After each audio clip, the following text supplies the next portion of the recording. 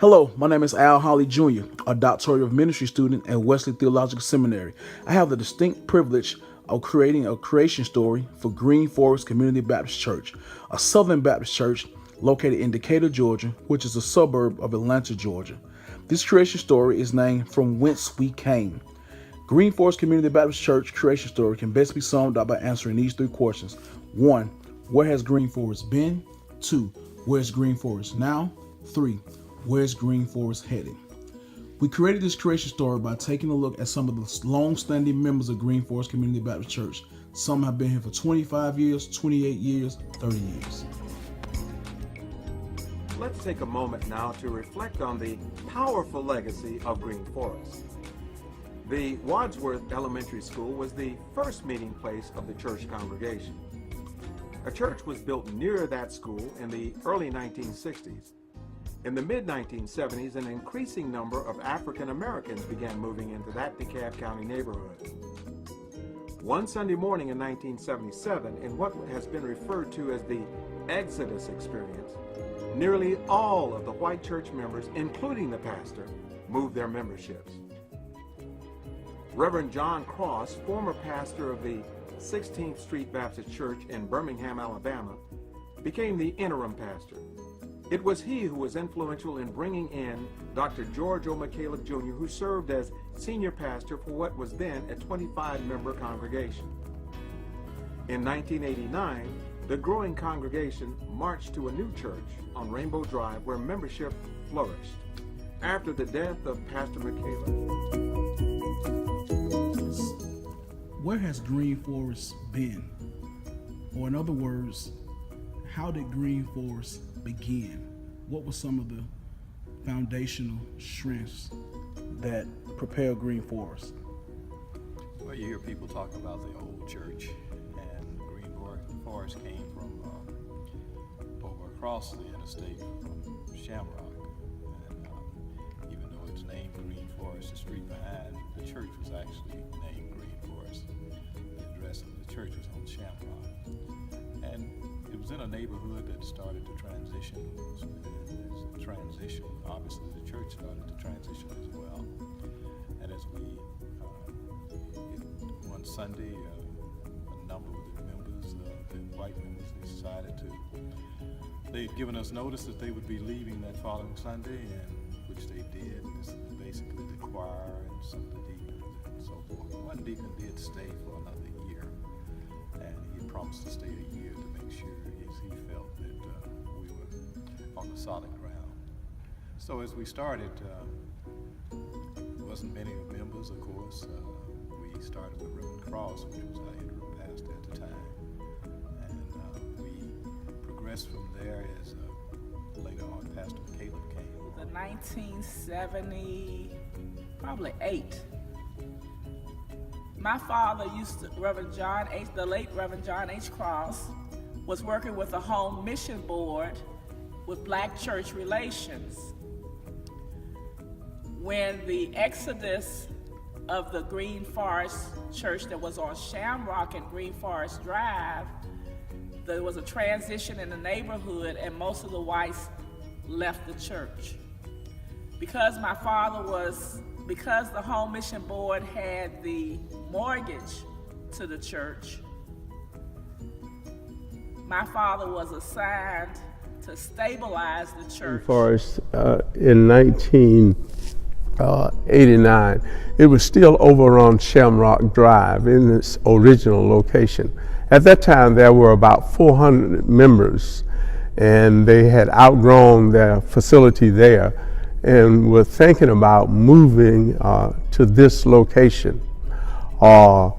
When we moved into this present location, you could hear voices echo when we talked to one another. But through God's persistence and our faith, we grew, and we grew at a phenomenal pace. This was the first mega church on this street. At that time, New Birth. Tell us, how did Greenforest start? Greenforest, I think, was founded, I believe in the 60s. I'm not sure. It might have been before then. In the 70s, this area in Decatur was transitioning. A lot of the white families were moving out and the neighborhood was becoming mixed. And there was one Sunday that all the members of Greenforest resigned, or the pastor resigned, and most of the members left with him. So at that time, the few members that were still at Greenforest couldn't afford to pay the mortgage. My father worked at Atlanta Baptist Association, and he was placed here as the interim pastor, and Atlanta Baptist Association paid the mortgage for a year. So during that time, that's when I came to Greenforest. I didn't join as a member, but it was really more coming to help out because there were so few members. I remember, my mom and sisters, we sang in the choir, and I'm not a singer. And so then as more members started to join, Reverend Michaela became the pastor in 1979. So I actually became a member in 1979. I joined under Reverend Michaela, probably the third Sunday that he had preached. Could you tell us a little bit more about your father? Why was he significant in helping Greenforest to stay afloat? Well, my father... I think there's a realization that as the church has grown older, that there needs to be an emphasis on our young people, that we need to get young people involved, we need to get young people trained. That's important for the legacy of Greenforest, is that if it's going to continue on, it's going to be our young people. And so I think I see the emphasis right now on young people participating in the worship services, young people involved in the ministry projects, and I think that that's the thing that will continue to sustain us as we go forward. Where do you think Greenforest is going? What do you see Greenforest in the future? How will Greenforest continue to find them, bring them in, grow them up, and send them out? Well, I think that the new pastor has an emphasis on community as well.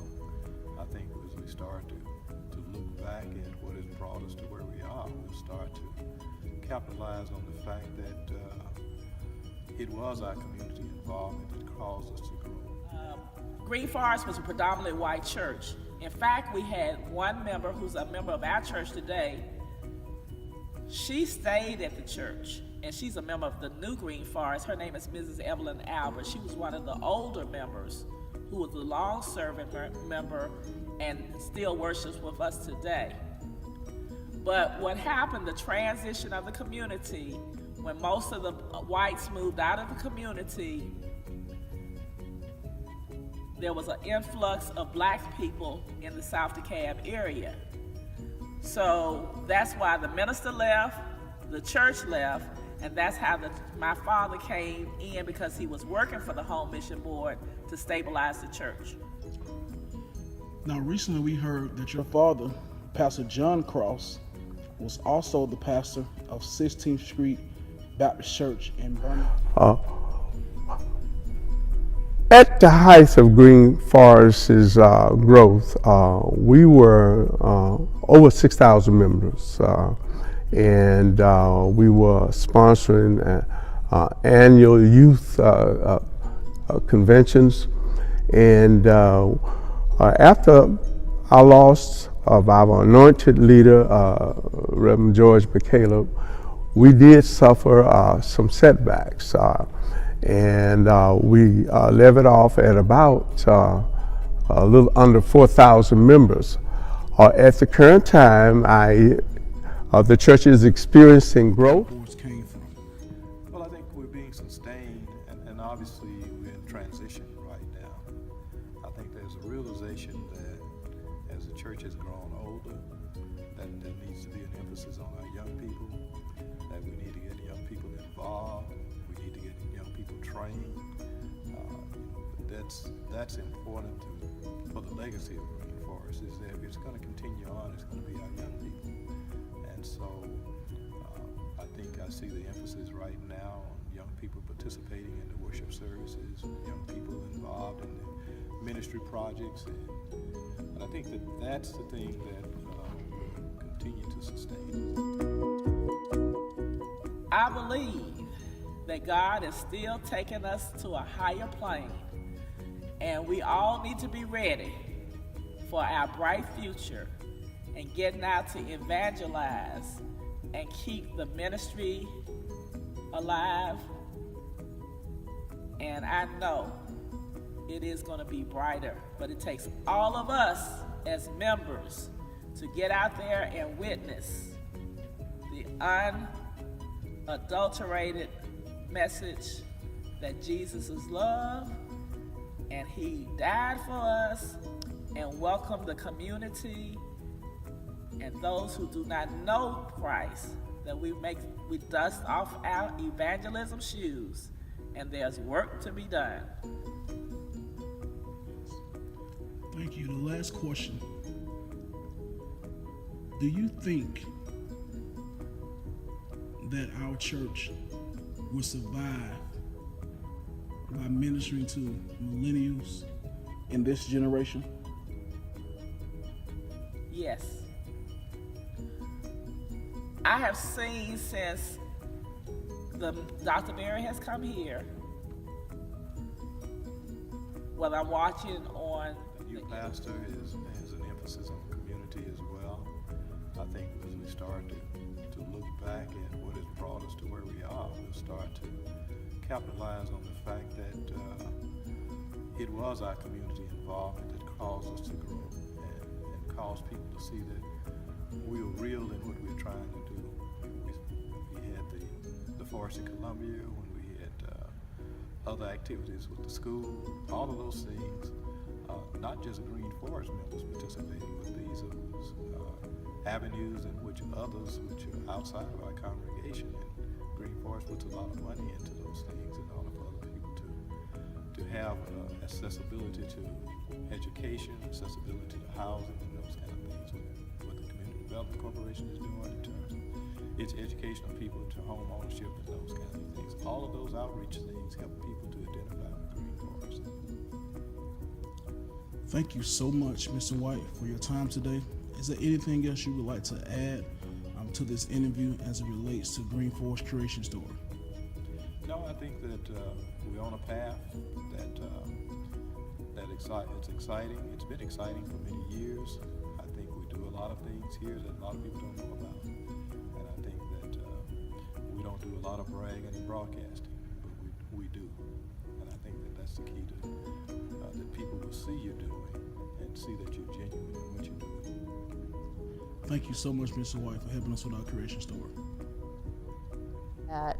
There's something for everyone. I think where I now see Greenforest going forward, and I think one of the good things for all the pastors we've had, recognizing that all of those demographics are important. If you just focus on one group, let's say for example, if you focus just on adults, as adults age, if you don't constantly think about all the other demographics, at some point, if you don't have new membership, then the church, you don't have a membership anymore.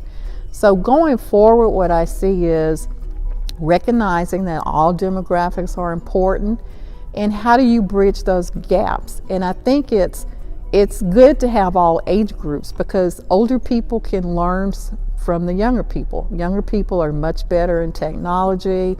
A lot of times they're willing to take risks, not as resistant to change.